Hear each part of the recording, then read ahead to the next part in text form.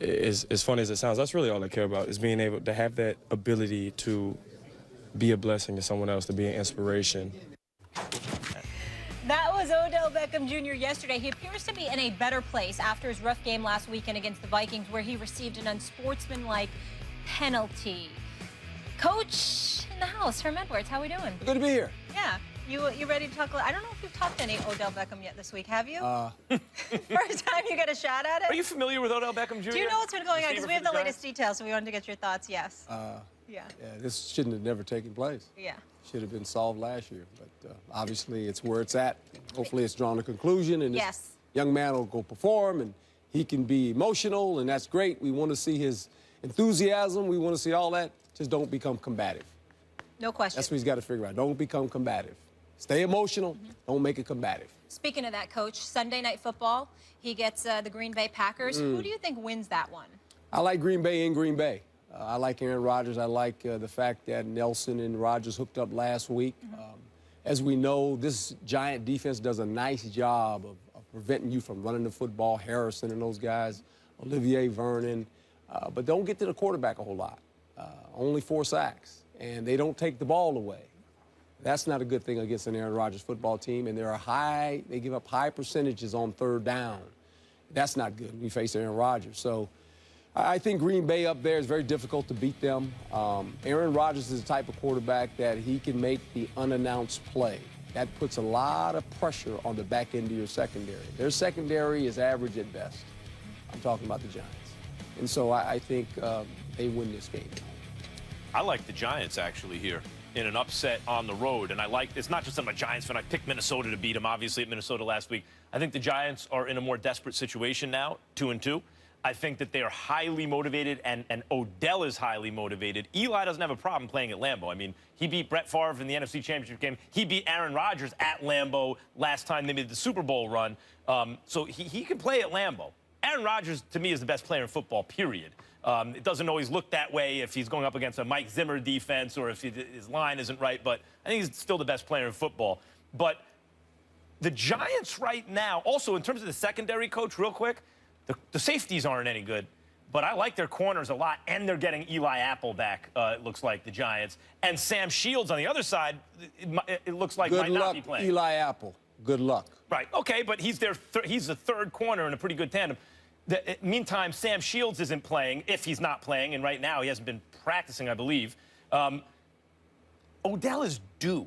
You know, like, not to reduce it to this, but when you talk about they don't take the ball away, they're not going to end the season with no takeaways. You know, if the season ends today, they have no takeaways. They're not going to end the season that way. They are due to come away with a plus turnover differential by taking the ball away once or twice. Odell Beckham is due to see the end zone a couple of times in this game. I think it adds up to a highly motivated Giants offense stealing one from the Packers at Lambeau. You know, Christmas comes once a year, too. So you have to wait for it, right? So they're going to do, when they're going to do it. They played 4 games already. This week we're going to do it. Hurry up. Let's go. You're in line. Yes, sir. Coach, the only part where I would respectfully disagree with you is that you don't always have to wait for Christmas.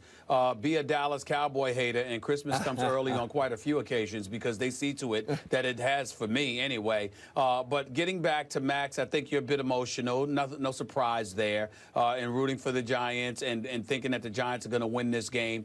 I want you to take a couple of things into consideration. First of all, at some point in time, and it hurts me to say this because I'm very, very fond of this man, but we've got to start talking about Jerry Reese a little bit more. Last season, the Giants' defense was historically bad. I mean, they were so pathetic. You might as well took the word D. I mean, it's offensive to have the word D in the Giant when you're mentioning the Giants. That's how bad they were. Well, you go out and you spend $113 million in guaranteed money with Olivier Vernon, with Damon Harrison, with Jason Pierre-Paul, with Janoris Jenkins, and what do you have for it? I mean, they only put 2 quarterback hits on Sam Bradford. That's it. 2 quarterback hits on Sam Bradford on Monday night when they played up against Minnesota. Okay? Kirk Cousins has thrown an interception in every single game this year except for when he played against the Giants. Except for when he played against the Giants. They have how many takeaways on this year? NFL worst 1 takeaway, one turnover, all right? They've got a grand total of 4 sacks. Von Miller damn near has that many by himself. And so when you look at it from that perspective, you're not getting pressure on a quarterback, you're not forcing turnovers, and you're going to beat Aaron Rodgers at Lambeau Field. I cannot see it. Eli Apple, he's got promise. And by the way, his mama Apple, doing work for the network. I think she's done a good job whenever I've seen her work. I'm very, very impressed. Fan. But I got, yes. I'm very impressed with her. But I got to tell you, I'm just looking at Eli Apple. He's got a lot of promise. But when you look at the Giants overall as a defense, I mean, right now, there's no D in New York City, Coach. The Jets stink. Their secondary is suspect. Their linebackers can't defend against anybody. They're completely relying on their pass rush, and there's but only so much they could do. And with the Giants, it's damn near the same, except that the Jets have a better pass rush from their front 4 than the Giants do. That's about Sam it. Shields, There's no by the way. D in New York whatsoever. Sam Shields, no, ruled out. Okay, so Sam Shields ruled out, and Odell is due and motivated, and Eli can play okay at Green Bay. I'm telling you, watch this Giants offense. I hope so. I hope it's I didn't know Sam Shields was out. Yeah. I didn't know Sam Shields was going to be out for this game, but I'm saying that gives me a little trepidation. Right. But I'm still going to pick the Packers. I hope it's one of those games where we see a lot of big plays in the passing game. It'd be great.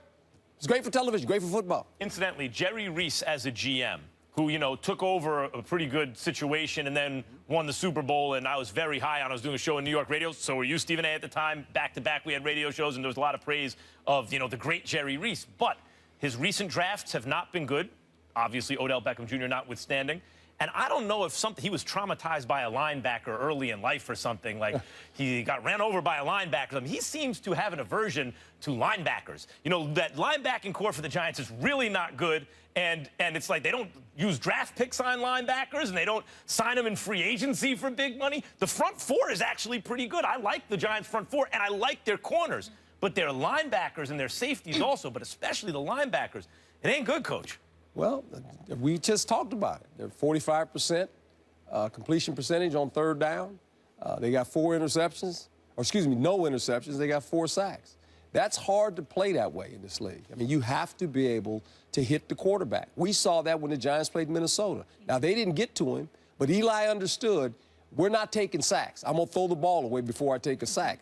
They were intimidated of this defense. They were intimidated. The same thing with the Denver Broncos. You're intimidated as an offense when you see it, and it knocks your whole system out of whack because you can't hold on to the ball. Is that so is the key matchup the offensive line of the Giants, which has not been very good, versus the front 4 of the Packers? Can they get pressure without bringing extra guys? That's the reason Odell, I think, the real reason he was so frustrated was he couldn't get into his route because Eli's getting rid of the ball so fast. Well, that and the fact that they're rolling up on him. And what I've suggested, and it's just me, I'm sitting here in the studio. I'm not a coach anymore. Last year, 36% of the time, he was in the slot. This year, 7%. If you put him in the slot, you can't roll up on him because he's off the line of scrimmage. So now he's got a 2-way go. When you put him outside the numbers, you can roll up on him, kick a guy over the top. Eli's looking over there, they're double covering him, I'm going somewhere else. And I know Shepard's a big player, but your best player is number 13. Got to find a way to get him the ball a little bit more. Jets fans cannot be happy with the performance of Ryan Fitzpatrick this season. He's already thrown 10 interceptions, 9 in just the last 2 games, resulting in the Jets having a 1-3 record, tied for worst in the AFC East. Fitzpatrick's poor performance is leading many to question if Geno Smith, who hasn't started since 2014, should be given the job back. Hello, Mark Schlereth. Hello, how are we doing? I'm good. What do you think? Fitzy's job on the line? Well, I think your job is always on the line when you don't play well. I mean, obviously, I would look at the Jets as an organization and go, if Geno Smith can't get into a game after Fitzpatrick has thrown 9 picks in the last 2, how much do you hate Geno Smith? I mean, why is he on your roster? If you can't put him in, if you can't say, hey, Fitzpatrick, listen, man, it's not going your way today. You've thrown 5 picks. You know what? Why don't you come over here, sit on the sideline a little bit. Let's let Geno go ahead and finish this game up. If you can't even make that move at that point, then why is he on your roster? And, oh, by the way, Bryce Petty is hurt. You draft Christian Hackenberg. Have you not developed a quarterback that you feel consistent about or that you feel good enough about to put in a game when your starter is really struggling? I'm not just saying bench him. I'm saying pull him and say, man, listen, man, tough day. It didn't go your way today. and they don't even have the faith in Geno to do that, it really shows you from a personnel department what they're giving Todd Bowles, the head coach, to work with if they don't feel comfortable putting Geno Smith in a game in the last 2 weeks. So my question again would be, why is he on your roster? If you can't stand him that much, why is he even on your roster? 100%. And by the way, Geno Smith didn't get a long-term deal. First, he didn't get the money he wanted, then he didn't get the years he wanted, and there's a reason for that. It's because he hasn't been a very good quarterback throughout his career. He's a competent NFL quarterback, a very good backup, and as a starter, you're probably looking for someone a little bit better. If, he doesn't look like a long-term, never been a long-term answer to anyone's franchise. He's turnover-prone, obviously. 9 interceptions in like a half a second. Yeah, the other guy should be starting. And the thing is, since you don't have long-term plans for Fitzpatrick, since if you lose this week, you're probably not going to make the playoffs, and since at least Geno Smith has shown flashes at times, why wouldn't you start him? It doesn't make any sense. I think absolutely Fitzpatrick's job should be on the line this weekend. It makes perfect sense why you wouldn't start Geno Smith. Geno Smith is 11-18 as a starter in New York. His QBRs in the 2 seasons that he played was 38-44. Enough said. New York doesn't believe in him. New Yorkers don't want him. Plus, you went out and you drafted Bryce Petty. You drafted this guy Hackenberg out of Penn State. And so the fact of the matter is you've got 3 quarterbacks on your roster where none of them may work for you. I like McCagnon a lot. I'm really fond of him. But these are the kind of questions that have to be answered. Whether it's him, it's Bowles, or both. Something's wrong with that picture when you are looking at a Ryan Fitzpatrick. You got 3 other quarterbacks, and you ain't thinking about playing any of them. Now, in Ryan Fitzpatrick's defense, I will say this. You got the 6 interceptions against Kansas City. Deplorable performance, no doubt about that. But those 3 interceptions he threw last week, I thought were a relative misnomer. One of those interceptions went right through the hands of his receiver. The other one was a desperation heave near the end of the game. So to me, those 2 don't really count. What we really come down to is that Ryan Fitzpatrick had a very, very bad game against Kansas City. I don't think we should be looking at him as his job security at all unless he comes out and stinks up the joint with another 4, 5, 6 interception performance. If barring something like that, I don't see that you have a better option in a Jets uniform at this particular moment in time. Right, that's why his job's on the line. If he plays poorly, then he should be yanked. Well, he should be, but if you don't... But go ahead, I'm sorry. No, if you have no faith in the guys that you have on your roster, why are they on the roster? Here's the other thing, man, that doesn't get enough attention in this day and age of the National Football League, and this is a big issue. And this is where some franchises set themselves apart and other franchises continue to struggle along the way. It's not just drafting guys.